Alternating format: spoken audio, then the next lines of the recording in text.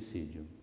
Suicídio tem ocupado ao longo dos séculos o pensamento da humanidade, quer seja pelos filósofos, teólogos, médicos, a população de modo geral que tenta entender essa condição humana que nos acompanha ao longo da nossa história. Do ponto de vista da saúde pública, suicídio tornou-se preocupante, dado que a Organização Mundial de Saúde, em seus levantamentos mais recentes, nos apontam que cerca de 1 milhão de pessoas ao ano perdem vida por suicídio, o que nos daria 2.800 pessoas ao dia morrendo por suicídio, geralmente uma população que está numa faixa etária mais jovem, do 15 a 29, 35 anos de idade. A taxa de prevalência de suicídios é de cerca de, em média, de 16 mortes para cada 100 mil habitantes. A maior parte desses suicídios ocorre em países em desenvolvimento.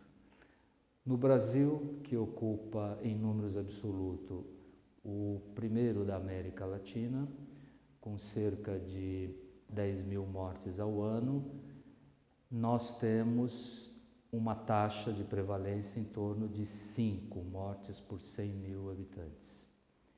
Os últimos estudos nos mostram que essas taxas têm aumentado, aumentou um pouco mais entre as mulheres e também nas pessoas com mais de 70 ou 75 anos de idade.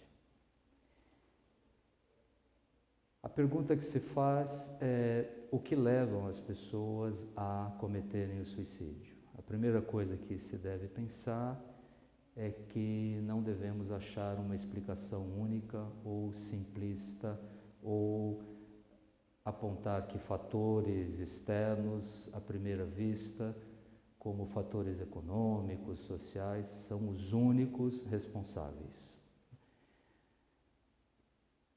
Os meios mais comuns de suicídio são por armas de fogo, pesticidas e medicamentos, o que nos traz, enquanto saúde, uma preocupação, porque aquilo que é a nossa ferramenta básica de buscar contribuir para a saúde também pode ser um agente que facilita para alguns a morte via suicídio. Bom, um outro elemento importante a ressaltar é que a maior parte das tentativas de suicídio pode ser prevenida. Isso é importante porque nos dá um alento em termos de alguma intervenção, alguma estratégia de prevenção, de abordagem, de tratamento de modo geral. A partir dos anos 2000, a Organização Mundial de Saúde começa a trazer alguns trabalhos, alguns manuais dirigidos a públicos específicos, principalmente formadores de opinião. Por exemplo, manual para educadores, professores, manual para médicos clínicos, manual para mídia, etc. Esses manuais nos apontam que a sensibilização para a previsibilidade, a prevenção das mortes por suicídio é um fator a ser considerado. Contrariando algumas ideias anteriores, que diziam que no plano individual nós devemos evitar conversar sobre suicídio com alguém que estivesse deprimido, triste ou até fazendo alguma alusão ao desejo de morte, contrariando essa premissa, a ideia hoje é oposta, que nós devemos fazer tudo o possível para acolher, de alguma maneira, ter um tempo para compreender melhor o que pode estar ocorrendo com essa pessoa e, ao mesmo tempo, dar alguns apontamentos, algumas alternativas que possam mudar o desfecho dessas ideias de autoextermínio ou de suicídio. Importante também é que uma pessoa que esteja envolvida e que até chegue a consumar o suicídio, ela também envolve um número de pessoas, em média 6 a 10 pessoas ao seu redor. Por quê? Porque são familiares, colegas de trabalho, a sociedade como um todo. Podemos pensar que as tentativas, as mortes por suicídio, elas representam uma sobrecarga para a família, para a sociedade e para o país. Por quê? Porque, de modo geral, são pessoas jovens que cometem suicídio. Podemos pensar que alguns fatores são associados a doenças, geralmente transtornos mentais, que podem ser associados às tentativas. Por exemplo, a depressão, qualquer tipo de depressão, os transtornos de personalidade, por exemplo, personalidade antissocial, personalidade borderline, pessoas que são instáveis, que estão, vamos dizer assim, com os nervos à flor da pele, que atuam de modo intempestivo diante de uma dificuldade, de uma frustração. Álcool e outras substâncias, esquizofrenia e outras doenças, inclusive as doenças clínicas, com principal aspecto para a dor e a cronicidade. Exemplo, doenças como epilepsia, diabetes graves, esclerose múltipla, AIDS, enfim, quer seja pelo seu diagnóstico de impacto social, quer seja pelo tempo de evolução, pelas dores ou pelo sofrimento que essas doenças podem trazer para os indivíduos. Sabemos também que parte das pessoas que têm transtorno mental pode tentar o suicídio. Por exemplo, esquizofrenia, 10% em média pode tentar o suicídio.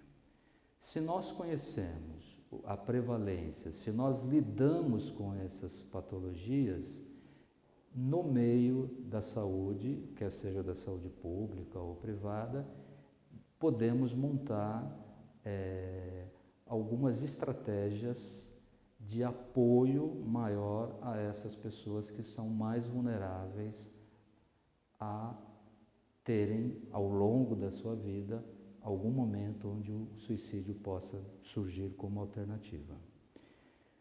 Nós podemos contar com muitos suportes sociais que não são onerosos e que envolvem pessoas que já têm uma formação, que já têm uma expertise e que podem contribuir. Por exemplo, ONGs ou voluntários, a exemplo dos Centros de Valorização da Vida e outras situações e pessoas que conseguem fazer uma rede de suporte nesse momento mais crítico e que deve ser considerado nas estratégias. O Estado brasileiro, em 2006, através do Ministério da Saúde, elaborou uma estratégia de prevenção ao suicídio. Só que essa estratégia, ela não conseguiu ser muito efetiva, ela não conseguiu avançar muito. Recentemente, o Conselho Federal de Medicina, a Associação Médica Brasileira, a Associação Brasileira de Psiquiatria, também fizeram uma campanha em nível nacional de prevenção ao suicídio.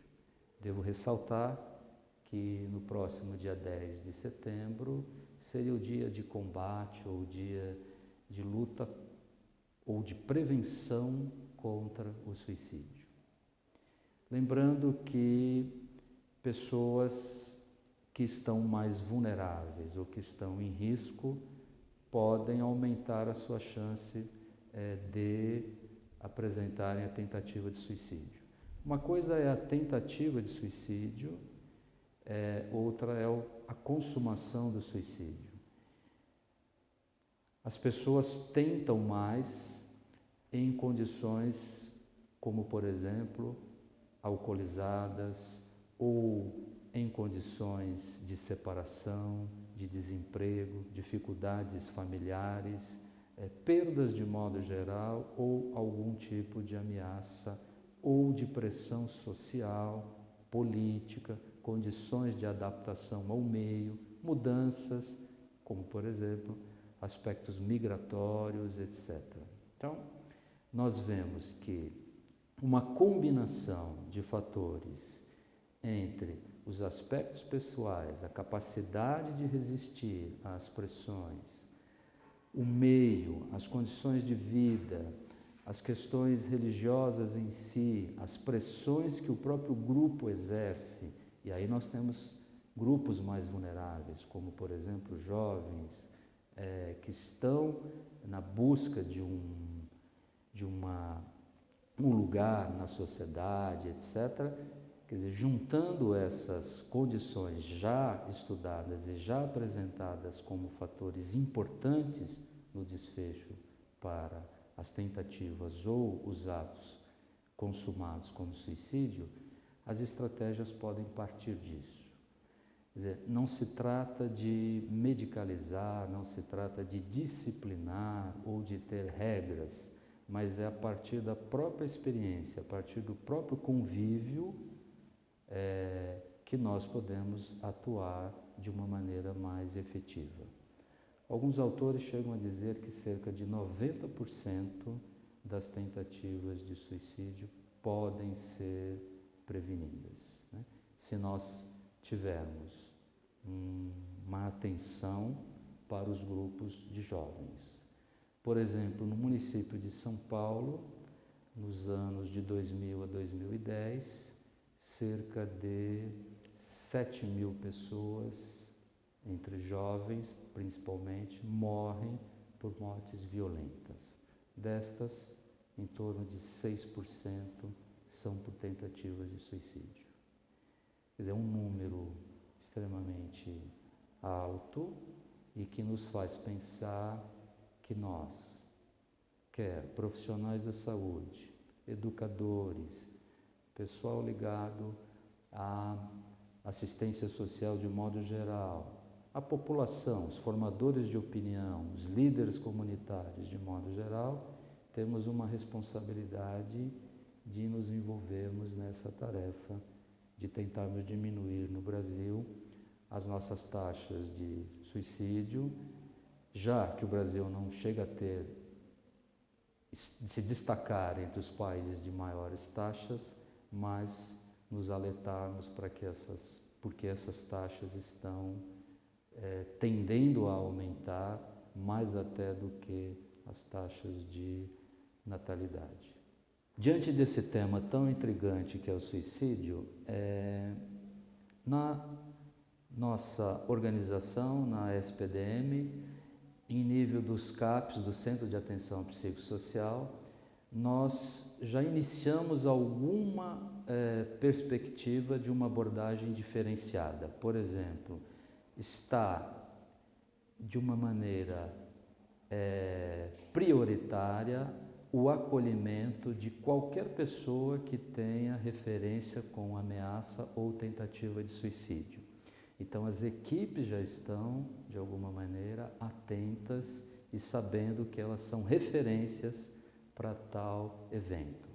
Claro que isso ainda é pouco, claro que nós podemos evoluir para uma maior capacitação, discussão e apresentação desse ponto em nível de toda a assistência que a SPDM presta, não só em nível hospitalar, na emergência em si, uma vez que o evento já ocorreu, a tentativa de suicídio, mas naquele aspecto de trabalho em rede, principalmente na rede de atenção psicossocial, que é onde nós podemos ter uma atuação mais efetiva e preventiva e trazer o tema, inclusive, para tentar desmistificá-lo, de torná-lo, de alguma forma, bastante abordável por qualquer que seja o profissional e tirar a ideia de que é necessário um especialista para